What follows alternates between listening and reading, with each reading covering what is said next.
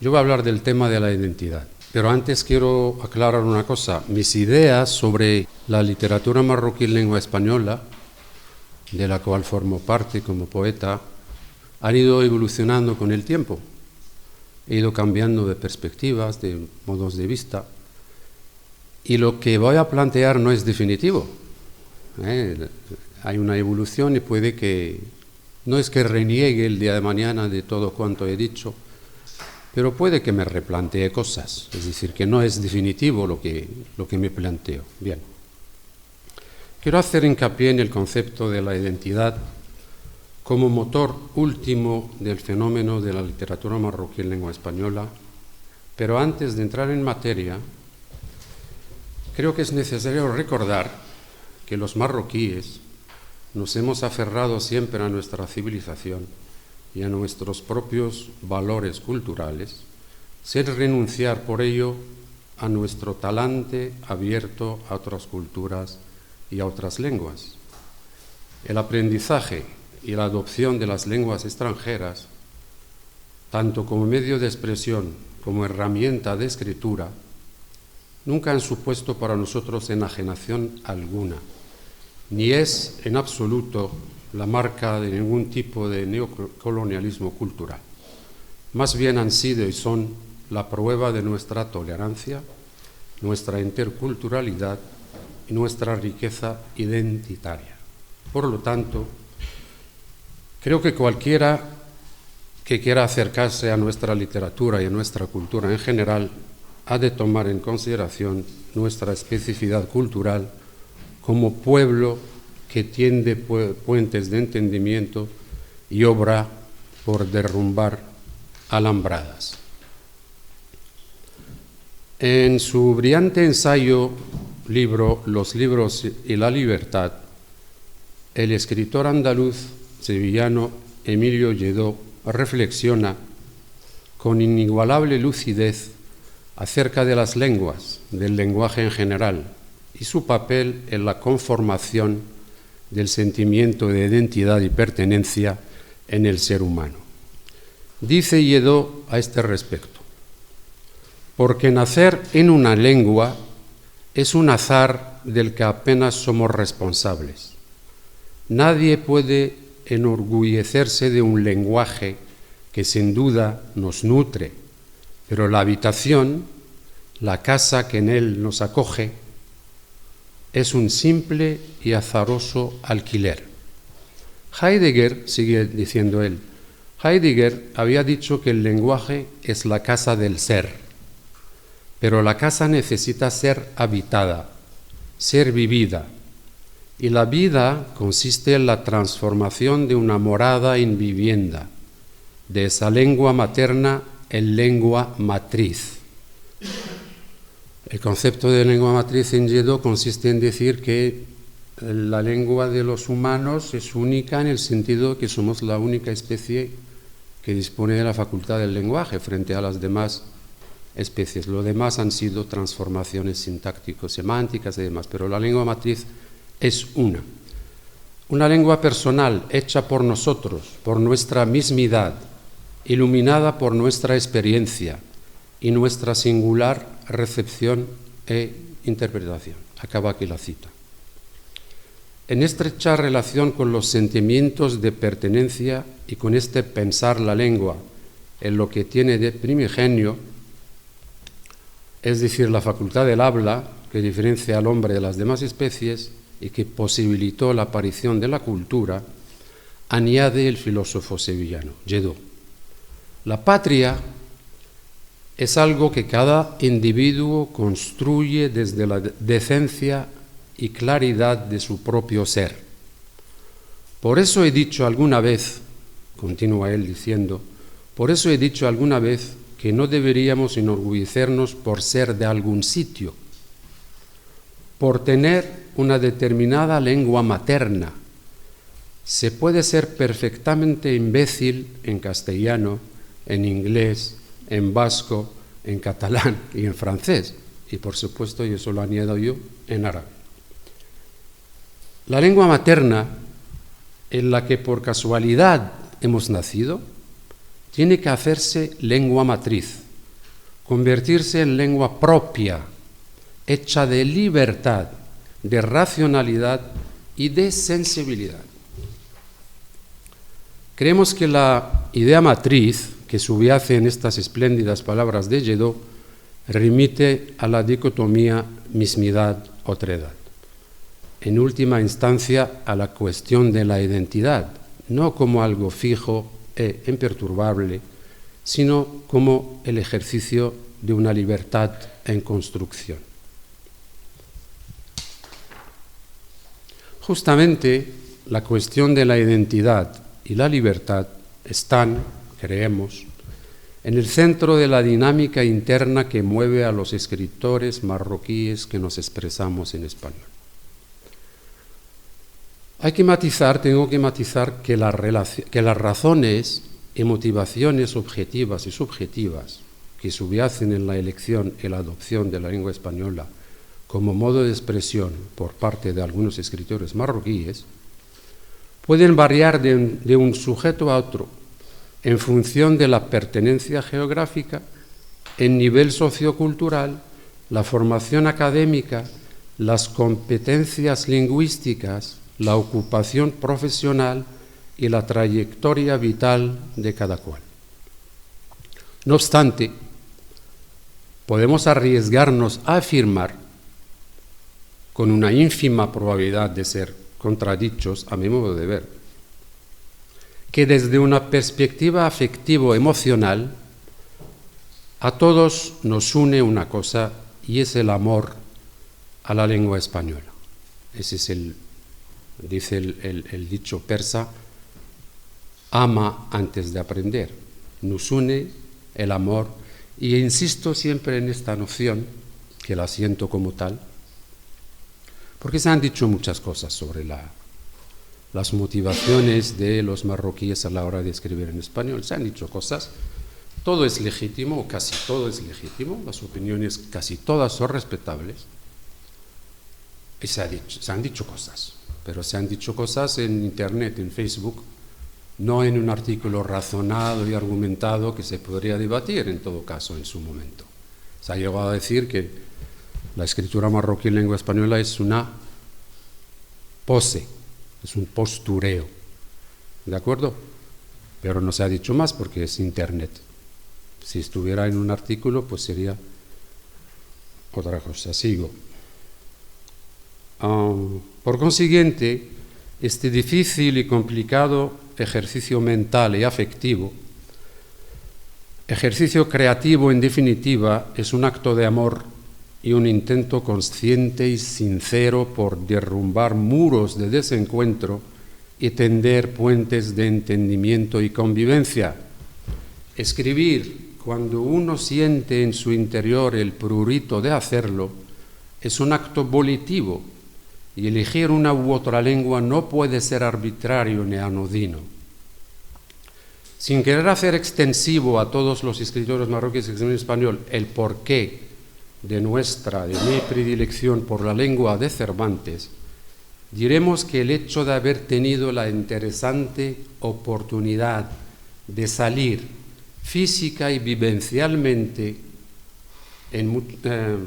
de nuestra propia cultura y de nuestra propia lengua, de nuestra mismidad en suma, para descubrir otro modo de vida y de entender el mundo, otras querencias y otros sentires, fue determinante en esta o aquella elección, en aquel acto reflejo, se puede hablar así.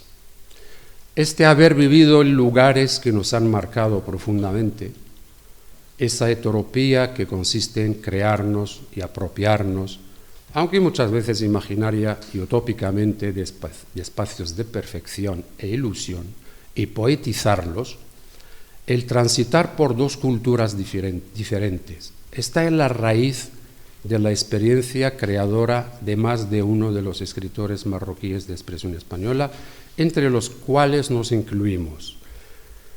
La zozobra de no podernos asentar definitivamente en ninguna de ellas constituye, en nuestra opinión, la razón última de esta libre elección, la de escribir, o al menos intentarlo, en la lengua de Cervantes. Hay que recordar aquí, por supuesto, mutadis mutandis, salvando las diferencias y las distancias, hay que recordar, a modo de corroboración de nuestra argumentación, a Claudio Magris, un intelectual italiano nacido en la ciudad italiana de Trieste, una ciudad que representaba una encrucijada de influencias latino-italianas, germánico-austríacas y eslavo-eslovenas. Magris afirma que se siente italiano en Viena y austríaco en Italia. Sostiene que la frontera sobre la que vive le confiere el sentimiento de estar siempre del otro lado, de ser otro que sí mismo, pero de un modo abierto y creativo. Según sus palabras, la frontera le enseña a negar cualquier identidad definida, a cuestionar y poner en tela de juicio el poder que pretende representar la identidad, el poder que pretende representar la identidad. Acaba diciendo que esta situación le libera de cualquier, cito, de cualquier idolatría fetichista, de cualquier obsesión por la pureza étnica. Creemos, por consiguiente, que esta manera de sentir la frontera y este, digamos, feliz desdoblamiento de la identidad expresados por el pensador italiano es lo que sustenta, en el fondo, la labor creativa de los representantes de esta literatura de frontera, periférica o como se la quiera llamar. Dicho esto, hay que matizar, creo que me queda la mitad del tiempo, ¿o no? Dicho esto, hay que matizar que dentro de este colectivo heterogéneo de escritores marroquíes residentes en Marruecos y ejerciendo su labor de hispanistas en universidades o institutos, cabe distinguir, según nuestra personal y subjetiva valoración, 3 grupos fundamentales, al margen de la resultante calidad de sus producciones literarias, grande, poca o nula. Es decir, que su pertenencia a uno u otro grupo no engrandece ni menoscaba de por sí la calidad de sus producciones. Que quede claro. Un primer grupo estaría formado por personas que escriben en español por necesidad, en cursiva, por necesidad, y no me refiero por necesidad a la famosa inspiración y las musas que visitan a los poetas, no, me explico. Por necesidad lingüística nos referimos aquí al hecho de que los integrantes de este grupo no se atreven, por más que pueda parecer raro, no se atreven a escribir literatura, me refiero, en árabe o en francés, por ejemplo, porque consideran, en cursiva, que su competencia lingüística en el idioma español es mayor y, por lo tanto, susceptible de dar mejores réditos que si lo hicieran en otras lenguas. No vamos a entrar aquí en cuestiones ideológicas de si esto constituye una enajenación cultural, un imperialismo lingüístico y otras lindezas de este tipo. No es nuestro propósito aquí. Los miembros de este primer grupo suelen ser personas que han pasado una temporada más o menos larga, un trozo de su vida, en definitiva, en España o en Hispanoamérica, bien para realizar estudios superiores, o bien para dedicarse a otros quehaceres, pero, en todo caso, personas cultas e instruidas, que con el paso del tiempo volverían a su país de origen y adoptarían una mirada fronteriza, periférica, admirativa y panhispánica, que se concretizaría y traduciría en sus escritos en el uso de giros lingüísticos, frases hechas, colocaciones de una fraseología corriente reconocible en el habla de los españoles o los iberoamericanos, de resultas de su experiencia vital, sus lecturas y de su mayor inmersión lingüística y cultural, elementos estos que no son suficientes ni garantizan por sí solos el logro de una calidad literaria sin tachas. Por lo demás, creemos que esta especie de contagio, de influjo identitario, no es irreversible,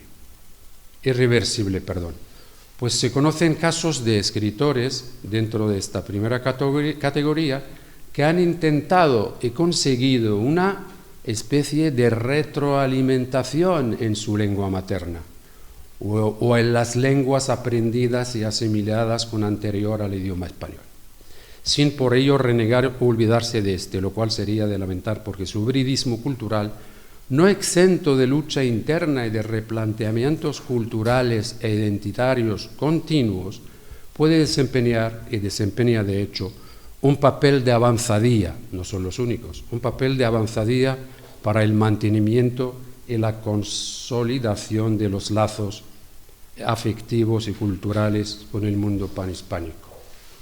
El segundo grupo lo compondrían escritores marroquíes que igualmente desarrollan sus actividades académicas en la Universidad Marroquí y en la mayoría de los casos son unos excelentes hispanistas, con respetables publicaciones en el campo del hispanismo de investigación, pero con incursiones constantes o esporádicas en el llamado hispanismo de creación, que cultivan sobre todo el cuento y la novela, pero también la poesía, aunque menos. Ahora, lo que me interesa, la característica más sobresaliente de los miembros de esta categoría es que en muchos casos, no en todos, también escriben en árabe y lo hacen muy bien, e incluso con mejores resultados lingüísticos y estilísticos que cuando escriben y publican en lengua española. Simón, ayer hablábamos tú y yo de ese tema, a propósito de nuestro profesor de todos, Moulay Ahmed El Gamoun, y me dijiste que Moulay Ahmed El Gamoun ahora se dedica a escribir en árabe porque tiene un árabe fabuloso. También se aziz. Enhorabuena. Bien. Vale. Nuestro propósito aquí no es obviamente debatir acerca de la legitimidad o no para estos escritores de elegir una u otra lengua para su actividad creadora. No somos quienes, ni nos arrogamos ninguna autoridad que no tenemos para alabar o censurar nada. Aclarado esto, creemos que al contrario que el primer grupo, que escribe por lo que hemos llamado necesidad lingüística, los integrantes de este segundo grupo escriben por elección y su escritura viene motivada, creemos, por dos objetivos principales. Claro que habría que preguntarles a ellos. Yo lo que hago es una especie de reflexión. El primer objetivo, tampoco aparece en mi ponencia ningún nombre propio para que nadie se sienta malinterpretado. No quiero hablar por boca de los amigos. El primer objetivo sería, para este segundo grupo, sería su deseo de hacer llegar, a través de su escritura en español, sus preocupaciones culturales y literarias a un público más amplio, es decir, al lector hispanófono en general, que sea marroquí, magrebí o hispano. Pensamos que es un propósito loable porque todo lo que es ampliar los horizontes lingüísticos y culturales es digno de respeto y susceptible de derribar alambradas y de tender, por lo tanto, puentes de entendimiento. La segunda razón en estos escritores consiste en un deseo de cohesión, es decir, la voluntad de confirmar su pertenencia al gremio de los hispanistas de creación, lo cual no es de ninguna manera una condición sine qua non, ni mucho menos, para ser un buen hispanista a secas. Ellos son buenos hispanistas. Por lo demás, desde un punto de vista estilístico, la escritura de los pertenecientes a este segundo grupo se ve salpicada, en muchos casos, no en todos, de estructuras sintácticas propias del árabe, de no pocos calcos semánticos o de lo que John Lyons denomina calcos de traducción, que son una especie de falsos amigos que implican el trasvase de las partes constituidas de una palabra o una frase de un idioma a otro. Y consistiría en pensar en árabe y escribir en español. Consistiría en pensar en árabe y escribir en español. Por supuesto que no estamos queriendo insinuar en absoluto que la escritura de los integrantes del primer grupo esté exenta de esos trasvases y anacolutos, aunque es cierto que su presencia es menor. Y eso es lo importante. La calidad literaria es el resultado de la concurrencia en la obra de muchos elementos de corrección, coherencia y troquelación estilística, y de ningún modo podemos reducir aquella a la presencia o ausencia de un solo factor.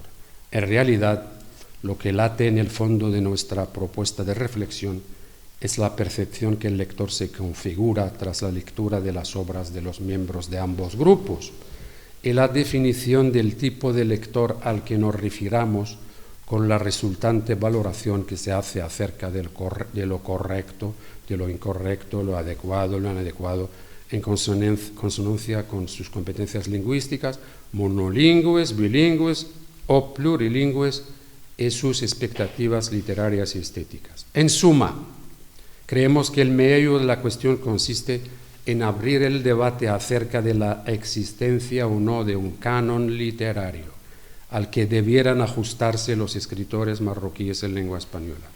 Y en el caso de que existiese, ¿qué tipo de estamentos académicos y literarios serían los más autorizados y en razón de qué finalidades para determinar el tipo de escritura que se esperaría de estos escritores, todos? ¿Y qué legitimación tendría este canon frente a la libertad de los creadores? Creemos que hay que dar tiempo al tiempo y aguardar el rumbo que la literatura marroquí española vaya a tomar. Ver si primarán los localismos castellanizados, y habrá que preguntarse en su caso por su finalidad y si cumplen y se ahorman bien a los efectos estilísticos deseados, o si, por el contrario, los escritores optarán por un español, digamos, un español normativo, y en este caso, ¿cuál sería la peculiaridad y la marca de distinción de esta literatura y qué la diferenciaría entonces de la literatura española de temática marroquí? Ya voy acabando y lo hago con el tercer grupo. Existe un tercer grupo que lo constituido por jóvenes estudiantes de máster y de doctorado que se atreven a hacer sus primeros pinitos en el campo de las letras marroquíes en lengua española, una especie de instapoetas marroquíes, de Instagram y poetas, se ha llamado así. Además de atraídos algunos de ellos por la participación en algunos concursos literarios promovidos por la Consejería de Educación y el Instituto Cervantes de Fez, por ejemplo. Iniciativas estas muy de loar por lo demás. Nos falta la perspectiva histórica necesaria para empezar a valorar las hasta ahora modestas propuestas literarias de estos jóvenes, pero lo cierto es que necesitan del acompañamiento y el asesoramiento de nosotros, es decir, sus profesores.